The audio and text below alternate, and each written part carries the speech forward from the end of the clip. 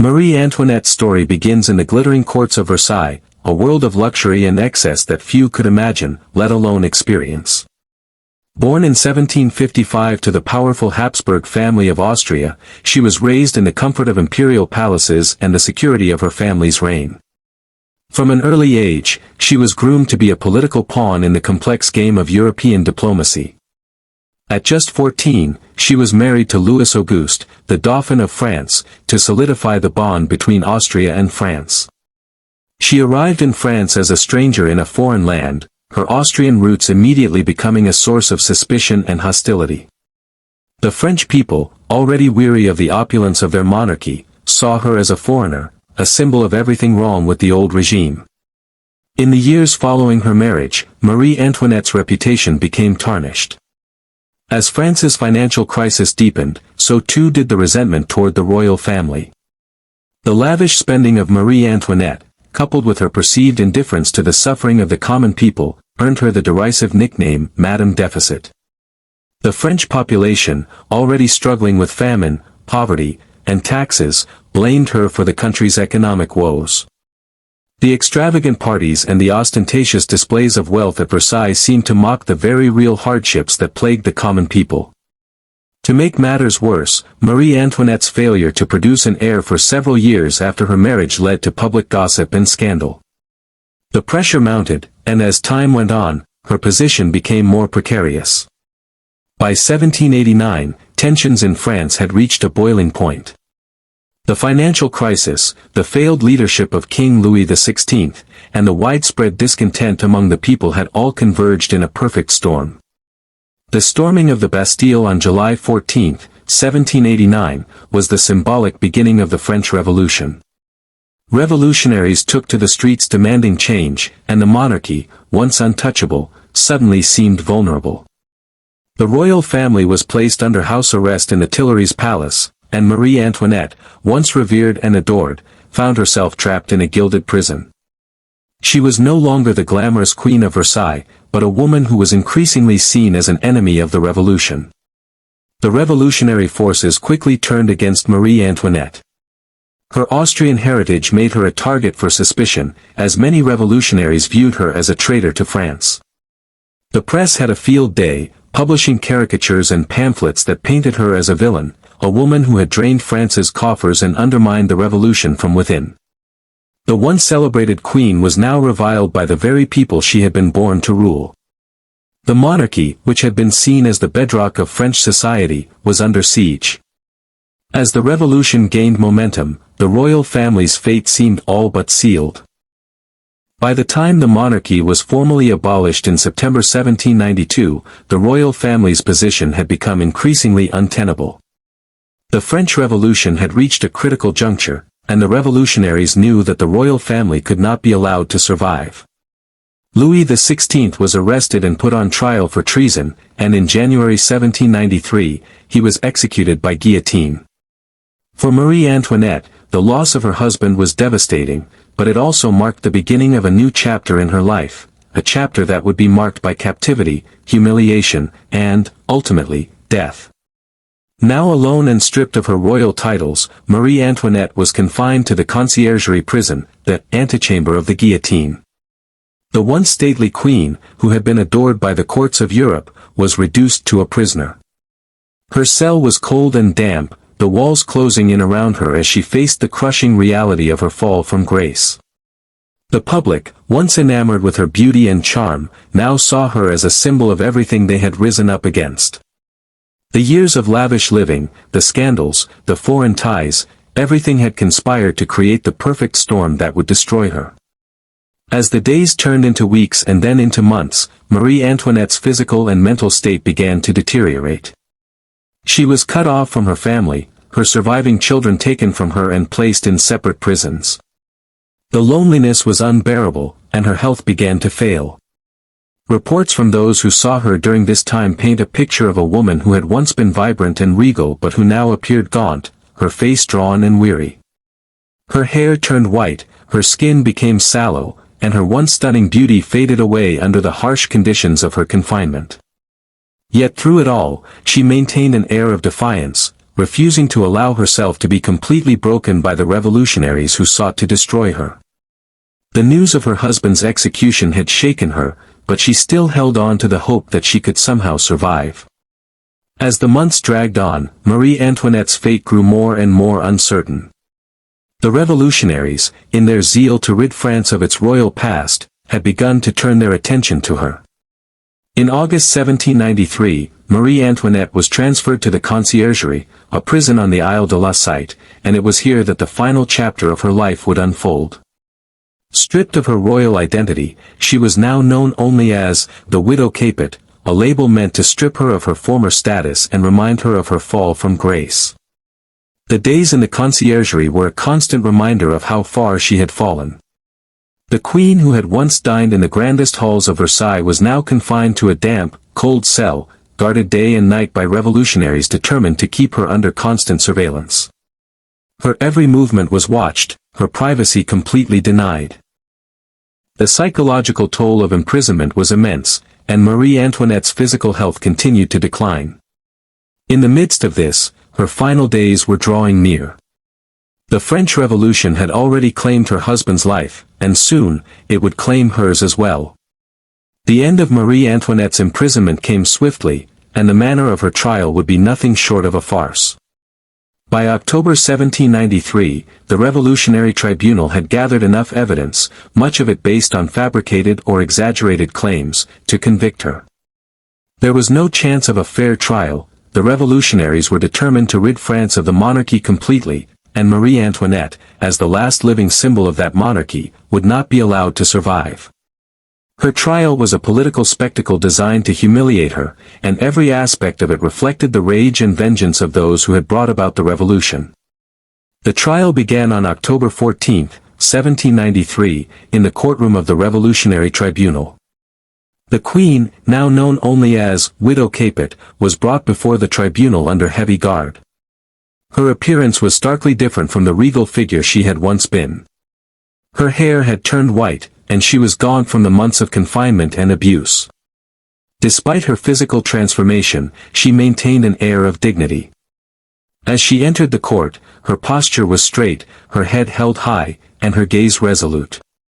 This was a woman who had once ruled a nation, and though she had been reduced to a prisoner, the remnants of her regal bearing remained. The charges against her were severe and outrageous.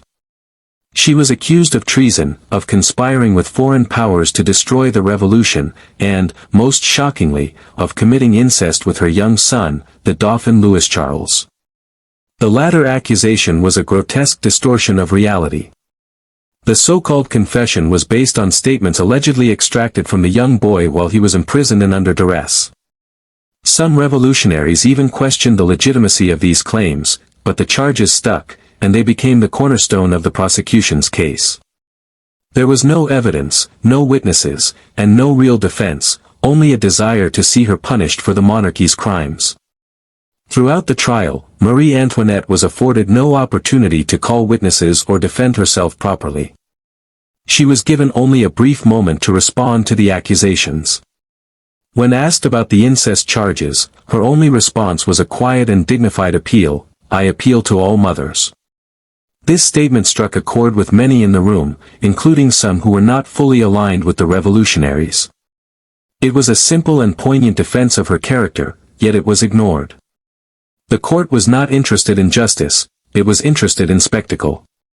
The courtroom was packed with revolutionary sympathizers, eager to witness the fall of a monarch. The trial, though brief, was not about the truth, it was about making an example of her. Marie Antoinette's trial was held in the Conciergerie, where she had been imprisoned for months. The room was filled with hostility.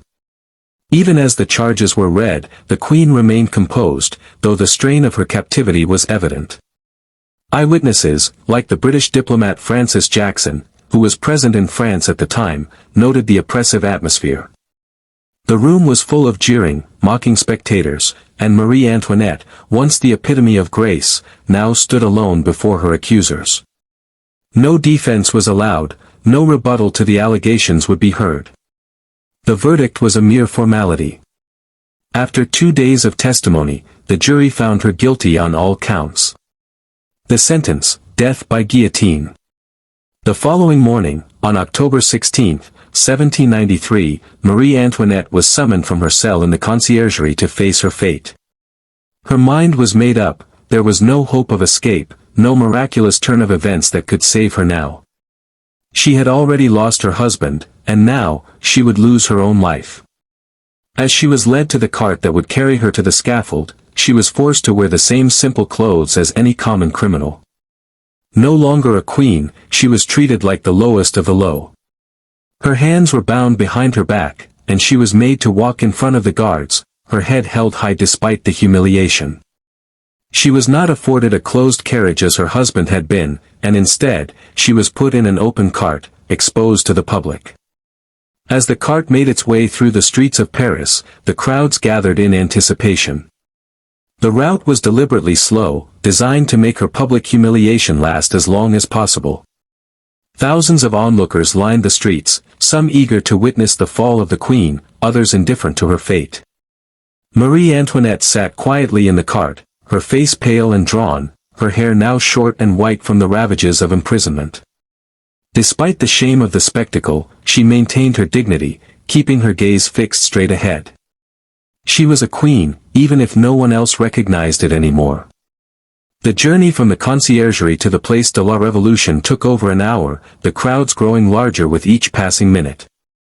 As the procession neared the scaffold, Marie Antoinette's thoughts were her own. Perhaps she was thinking of her children, of the family she had lost, or of the life that had once been hers. Her final moments were near, and the world that had once adored her would soon be no more. She had already endured the loss of everything she had once known, her title, her family, her freedom, and now, she was about to face the final indignity. The guillotine loomed ahead, its sharp blade ready to end her life in a single swift motion. When the cart finally reached the Place de la Révolution, Marie Antoinette was helped down by the executioner, Henri Sanson. She made her way up the steps to the scaffold, and as she reached the top, she accidentally stepped on the foot of the executioner. In a moment of calm amidst the chaos, she turned and apologized, saying, "Pardon me, sir, I did not do it on purpose." Her final words were simple, but they revealed a remarkable grace in the face of certain death. There was no defiance, no last cry for justice, just a quiet apology to the man who was about to take her life.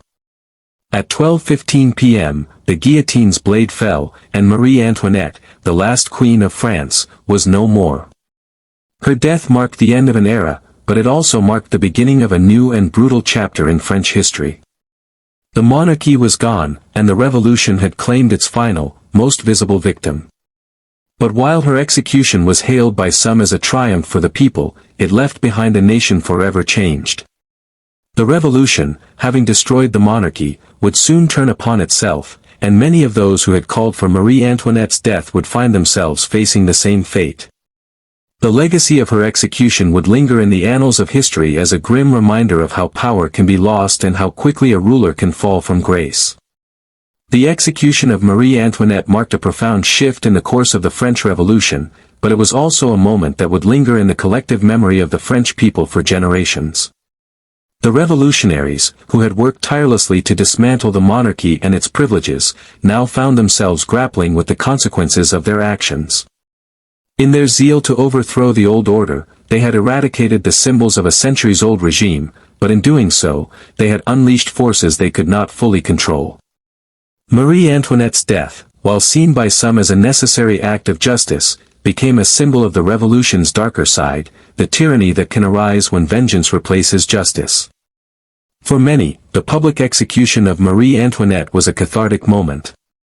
It was a final severing of the ties to the monarchy, a moment of triumph for those who had long been oppressed by the excesses of the aristocracy. Yet, there was a chilling sense of finality about her death, and the revolutionaries soon found themselves confronting the same brutal logic that had led to her execution. The very forces that had toppled the monarchy were now turning inward, and the revolutionaries began to devour their own. The reign of terror, which had followed Marie Antoinette's death, saw the rise of figures like Maximilien Robespierre, who justified the use of violence and executions as necessary to protect the revolution. The streets of Paris became filled with the cries of those who were accused of being enemies of the revolution.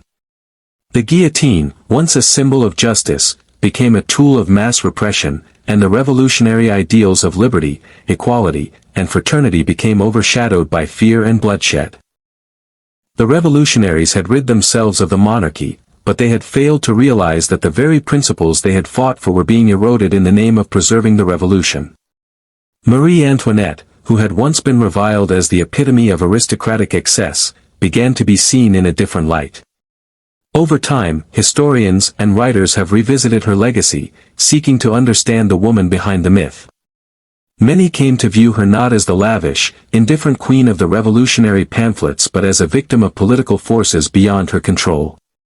Her life and death became emblematic of the dangers of unchecked power, both the monarchies and the revolutionaries. The execution of Marie Antoinette, once celebrated as a victory, gradually became a cautionary tale about the consequences of political extremism. In the years that followed, as France struggled to find its footing after the revolution, the memory of Marie Antoinette's death continued to haunt the nation. The Bourbon monarchy was eventually restored in 1815, but the legacy of the revolution and the fall of its most famous victim left an indelible mark on the French psyche. In 1815, the remains of Marie Antoinette were exhumed from the common grave where she had been hastily buried after her execution and reinterred at the Basilica of Saint Denis, the traditional burial place of French kings and queens. The final resting place of the woman who had once been queen now stood as a poignant symbol of the contradictions of history. The monarchy had fallen, but its echoes remained, and Marie Antoinette's legacy was far from forgotten. For many, her story became a symbol of the fragility of power and the inevitability of change. The queen who had once been the epitome of royal grandeur had been reduced to a prisoner, a symbol of the excesses and corruption of the old regime. Yet, in her final moments, Marie Antoinette had maintained a dignity that few could match. Her words, "I appeal to all mothers," struck a chord with those who saw her not as a monarch, but as a mother who had lost her family, her title, and her freedom. In a world that had been torn apart by revolution, her story became a testament to the humanity that could still exist even in the face of overwhelming political forces. The death of Marie Antoinette did not just mark the end of a monarch, it marked the end of an era. The fall of the monarchy was followed by the rise of Napoleon Bonaparte, who would go on to declare himself emperor and establish a new kind of rule that, while different from the old monarchy, was no less authoritarian. The revolutionaries had succeeded in toppling the old order, but they had not been able to create the utopia they had envisioned. Instead, France found itself in a cycle of political instability, with each new ruler bringing their own brand of authoritarianism.